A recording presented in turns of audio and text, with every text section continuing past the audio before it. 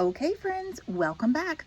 We are going to do part 2 of making a triorama, and today we're going to start putting things together, making some 3D elements, and start to make this look a little bit more interesting. So the first thing I want to do, if you remember from last week, the top half of our square, turned sideways almost like a diamond, was our background, and it was just going to be the sides of our triorama. And one part of the legs was going to be the bottom. So on the part that has no color, that has absolutely nothing on it, that's the part where we want to put the glue. So you can use a glue stick, you can use a glue bottle, you're going to use whatever you've got, and I've got a glue bottle. And we're going to see how well this works because I hope it's breathing. So just around the edges of the triangle, I'm going to give this a dot, dot, not a lot. And once I've got that on there, I'm going to take this other little leg, swing it around, and press it down. Now you've got to remember with the triorama, this is a paper sculpture. And we know in the art room that our hands are our best sculpting tools. So if this is starting to flop back a little bit and you don't really like how it's going, use your hands, kind of pinch up the sides, crease that line a little bit more, and then it's going to stand up just great. Okay, so while this is drying, I'm going to start making some other elements for my particular habitat. And remember, you're doing your habitat. I know some third graders right now are doing marine animals. That's wonderful. This could very easily help you with your other project. And if you're doing something else other than a marine animal, you're making your habitat for your animal. So in the art room, I have another one that I made that I'll show you. And this was just paper sculpture. And this one has trees and a pond and a duck and some other elements like that. So we're going to start adding some elements today that just stand up. They're mostly flat, but they're going to stand up. And Declan, one of my third graders, asked, well, how do you layer like more water or more sand or things like that? And I'm going to show you how to do that first. So in this particular one, the one that I was working on last week, that would have more sand and more water. For this one, it would just be more grass. So what I would want to do is get probably a piece of paper like this, and I've already added some on there. And I want to make just a strip of whatever. So for example, if I wanted to do a strip of more sand, that would be fine. If I wanted to do a strip of more water, that would be fine. And you want it to be about the length of one of your sides. And of course you can do 2 strips, 1, 2 for both sides. So I've got a little bit already colored on. And what I think I'm going to do is just cut this top edge to kind of resemble some waves. You don't really have waves deep in the ocean because waves happen when the water hits the shoreline. But it's okay. And we can go ahead and try it out and see if we like it. And if we don't like it, we don't have to use it.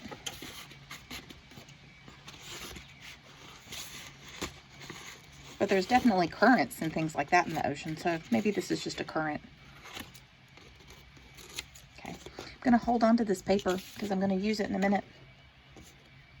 Okay, and I've already got this painted. So for me, it was just easier to paint it and then let it dry a little bit.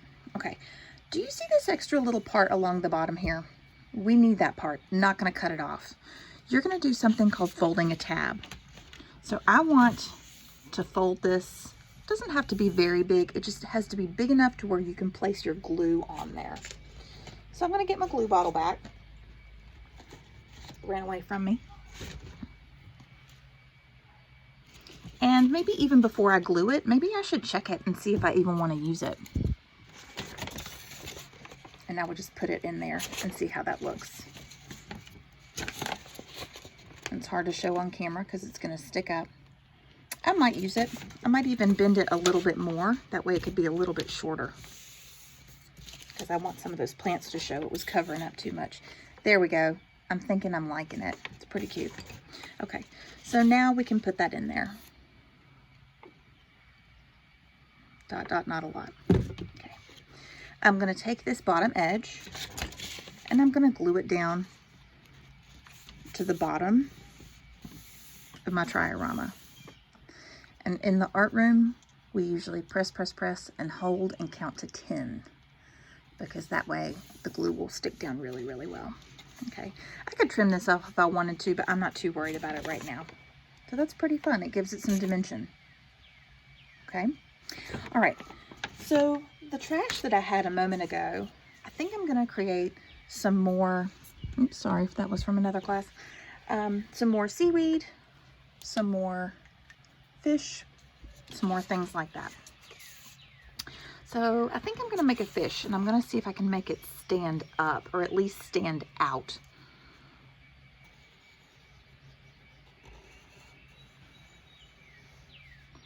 I always tell my kids in the art room that fish don't look like this. That's not a fish, that's a goldfish cracker. There's not real fish in the ocean that look like that, because he'd wiggle his tail once and it would fall off. And this might be a little bit too big, but that's okay. And of course, you're gonna try to add some color however you want to. And I've been using watercolors for this. But I'm kind of also liking these markers that I got. And maybe I could do both. Maybe I could do a little bit of both. So before I go cutting this out, I could color it if I wanted to. You need to have something, a way to figure out, okay, what are we gonna do? Are we gonna have it popping up like this, or are we gonna have it popping out from the back? And I think I'm gonna have it popping out from the back. So what that means is I can go ahead and color this, cut it out, and then I'll show you how we're gonna pop it out. Okay, so I'm gonna show you an artist trick. Are you ready? I don't have to stay inside the lines. Why don't you have to stay inside the lines? Because you're gonna cut it out on the lines. So I don't need to worry about staying inside the lines right now. I can just color it, have fun, have a good time. Don't worry a thing about it. Because when I cut it out, all of that extra stuff is gonna go away.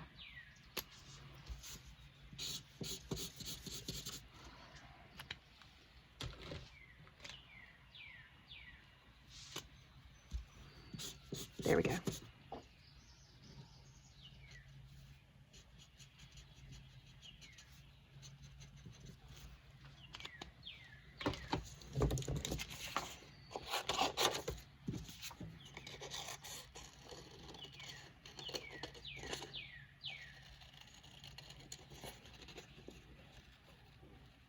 See what I mean? Don't even have to worry about it.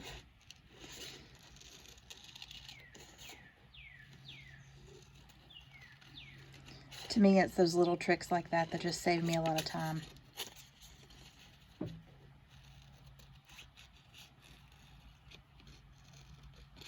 Okay, so I'm going to figure out where this is going to go, and I've got to figure out a way to make it pop out.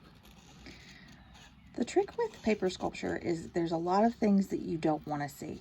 And what I mean by that is we want to show the fish, but we don't want to show how it's popping out from the background. I'm going to take a little strip of paper, and I want it to be skinnier than my fish is wide. Okay, I don't want to make it too big. I don't want to make a strip that's this big. And I'm going to glue this into a little ring, into a little cylinder. Boop. Just one little baby dot of glue. Hold and pinch. Count to 10. Once you've counted to 10, here comes the fun part. And if you were with me in kindergarten, you remember this maybe from when we made our play paper sculpture playgrounds. We're going to turn this circle shape into a square shape. So the first thing we're going to do is we're going to squish it. Just like that. Squish, squish. We're going to turn it the other way. Boing, boing, squish. Okay. So now it looks kind of like a square, right? Okay, I'm gonna glue my fish to one side of this. Oop, cute, cute. You might be able to guess that on the other back side of this, one dot of glue, it's gonna go in my ocean on the back. Boom, and now it pops off. If we had made our strip really wide, you'd be able to see it. The goal here is to make it look like it's floating in water, right? Make it pop off. Cool, okay.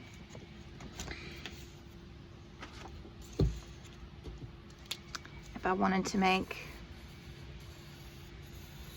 another piece of seaweed, color that in.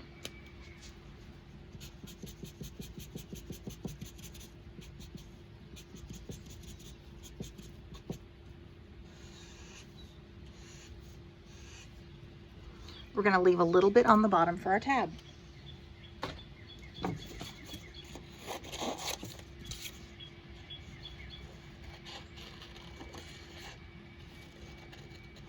If you even want to draw a rectangle on the bottom so that you don't forget, so that you don't accidentally cut it off, you can.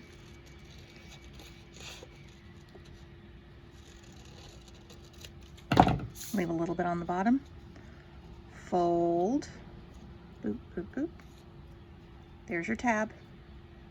Okay. One baby dot. Stick it down.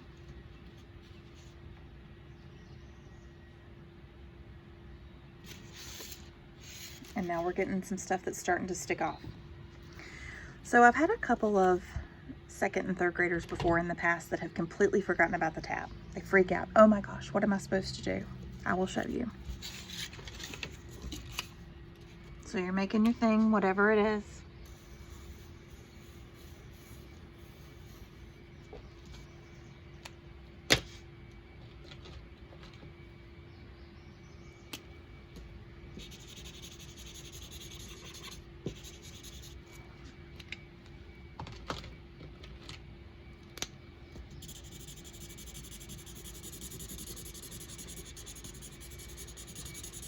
I like to use a lot of colors while I'm working. I think it makes it look fun. It also gives it some extra texture. So this is going to kind of be like a rock or something like that that's underneath there. Boom. Oh my gosh. I accidentally cut off the tab. What am I going to do? I guess there's two ways to handle this. One is you could shorten this up a little bit and still have room for a tab. But I don't want to make mine much shorter. So another thing that you can do is just have a tab separately and add it on. And a lot like how we stuck off the fish with just an extra little piece of paper, that's what you would do with this. Ooh, I like that texture. Cool. I'm just going to use an extra piece of trash. Our trash can become our treasure. And that might even be a little bit too big. Yep. Okay. I'm going to give it one little baby fold so it looks kind of like an L.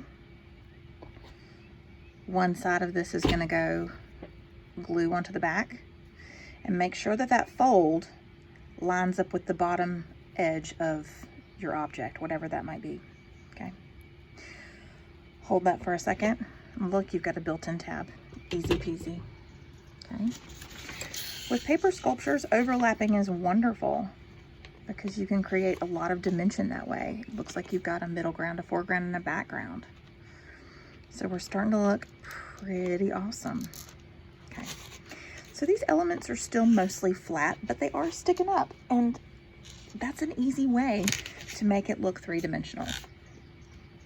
Now, if you want to do something that is more like a tree, more like the tree that I showed you a moment ago with my farm, okay? It's not that these things are difficult to make. They're not difficult to make, but you might have to practice it and you might have to take some time. So I'm going to show you how to make a couple different kinds of trees. The first one I'm going to show you is the evergreen. So for this, you're going to need one rectangle for the trunk and a pretty good size circle for the top. Okay. And you're not going to end up seeing the circle, but it's going to be like the skeleton of the tree.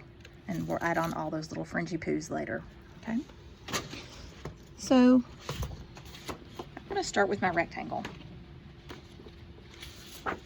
And yes, my paper is white. And I could color it brown. And I could color that brown however I wanted to. Might be paint, might be markers. For right now, I'll just give it a quick color so that it at least is able to be seen on my white background. Okay. So what I want to do is turn this into a cylinder. So across the short edge, I'm going to give one super skinny line. And what that really is one dot that I just pulled across the surface. Okay, it's so skinny, it's so skinny, so skinny. And I'm gonna roll this around and I'm gonna hold it. Sometimes in the art room, we had clothespins. And what we did with the clothespins is we put them on, and we called them extra hands so that we didn't just have to sit here and hang out and hold this thing forever and ever and ever. Now, if you notice, this is right about the same size as a toilet paper tube. And we know that we could use that. You could very easily just take a paper towel or a toilet paper tube.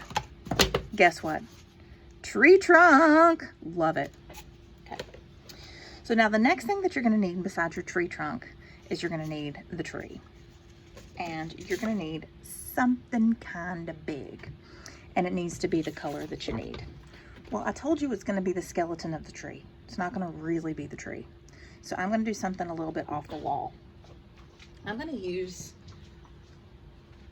a paper from a magazine because that's what I've got. And we use what we've got. And lucky enough for me, that's already a tree. It's not going to matter, but I just chose it for my colors. And we need to have a square because we start with a square before we start with a circle. And I just did that little sailboat fold. I'm going to cut off the bottom.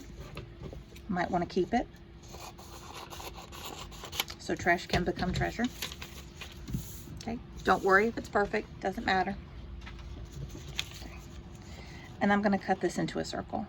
I can do that by cutting off one big corner, chocolate chip, baby chip, baby chip. Turn it, chocolate chip, baby chip, baby chip. It's looking like a pretty good circle. Okay. Does not need to be perfect. Okay. We need to turn this flat circle into a cone. Okay. The way we're going to do that is we're going to find the middle of the circle.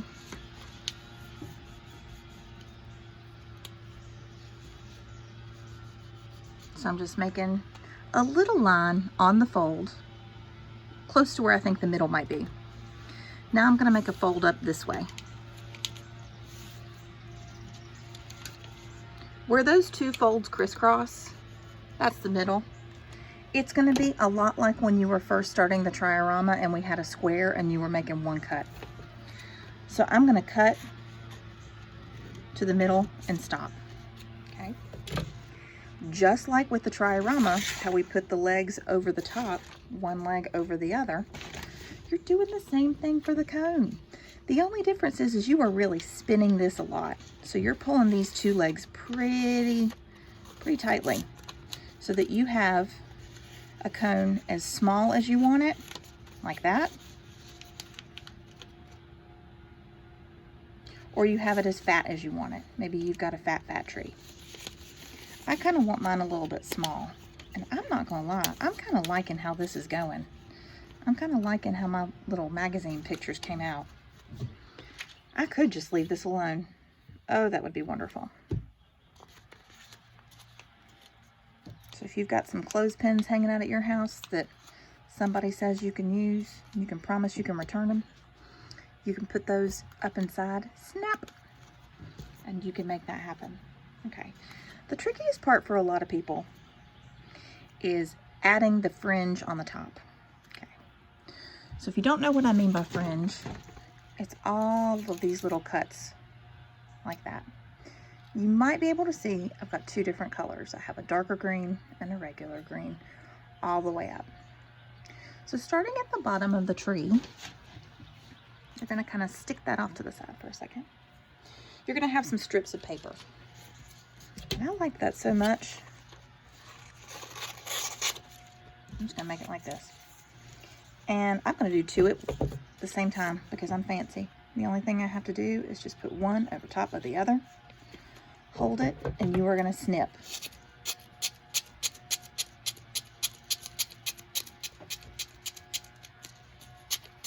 And this is fringing. You just want some strips. I didn't measure it. I don't care if it's perfect. It doesn't need to be.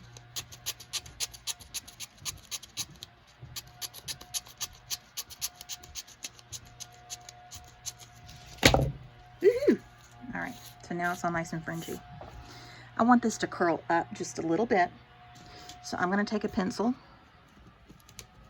and try very carefully to roll it around. Okay, might do that one more time.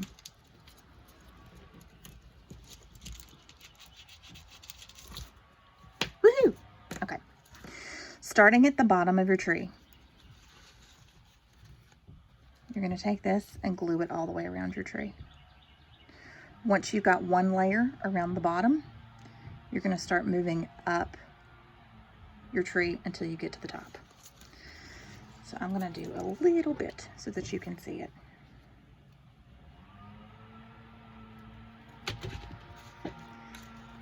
And there we go. That's one part. And if they go like this and you don't like it, take it off and stick it somewhere else.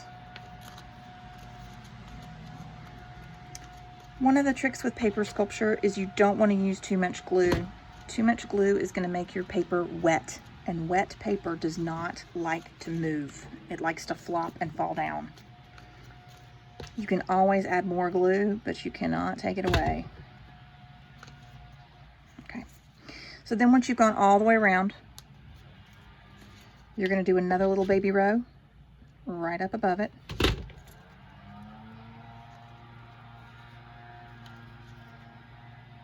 And you would just keep going. I'm really liking that magazine paper. That is super fun. Okay. So now we've got to stick this on top of our tube. And I can even decide, do I want to use the one I made or do I want to use the toilet paper tube? I kind of like the toilet paper tube. I'm going to make it a little bit shorter because I want to. Okay. And we know that I'm not done with my tree. I would keep going until I had all that fringe all the way to the top. But I want to make some cuts along the bottom, not too close together, and do the same thing on the other side of the tube. What you're doing is you're making tabs, the same as you did for your other elements that were sticking up in your triorama, okay? But this is now a three-dimensional object. We can't just fold it and call it a day. We've got to cut some tabs and then fold it. You can fold them to the inside or the outside. That part really doesn't matter. The part that matters is you want the cuts about the same length. So let me show you what I mean. This cut's a little bit short. This one's a little bit long. When I go to fold this down, the tab is going to go a little bit crooked. We want them to be in the same place so that we can put glue on it and our tree doesn't look like it's getting ready to fall over in the middle of the woods.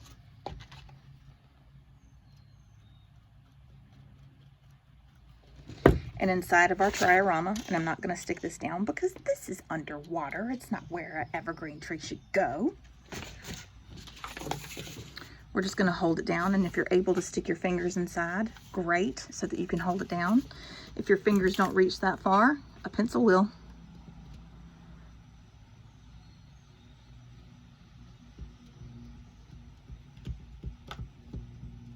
So you're pressing those tabs down so that they stick.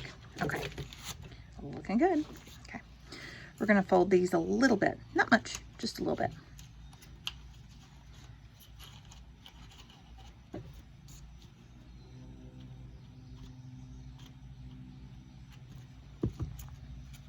We're going to take the cone of our tree and stick it on. Okay.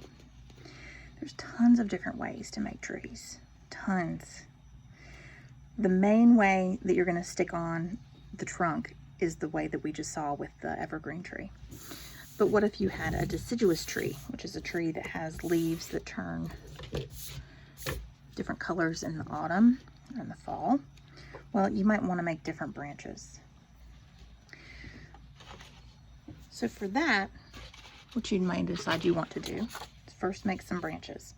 They're going to go with your loop, with your tube. Okay, so this is still the trunk. Follow those same instructions. But you are going to have slits and slots. A slit is from an edge inside. A slot is in the middle. And all I did to make a slot was bend gently and snip. Okay. So if you've got some branches,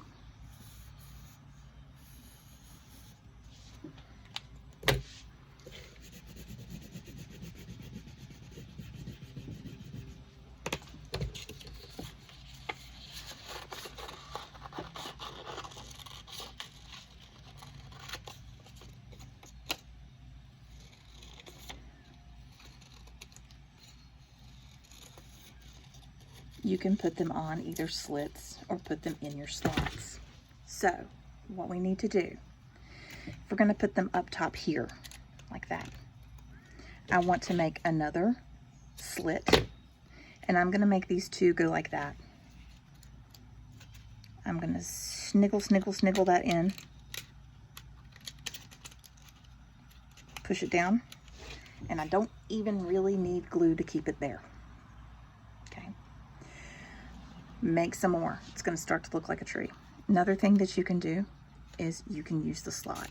So what I like to do is fold a tab, stick in the tab. You would try to glue it to the inside if you can, and then it will stay in your slot. Okay. You can make leaves, you can make little baby nests, you can do all kinds of things. I'm going to stop our video in just a second, but if you think of anything else that you would like to see, leave me a message.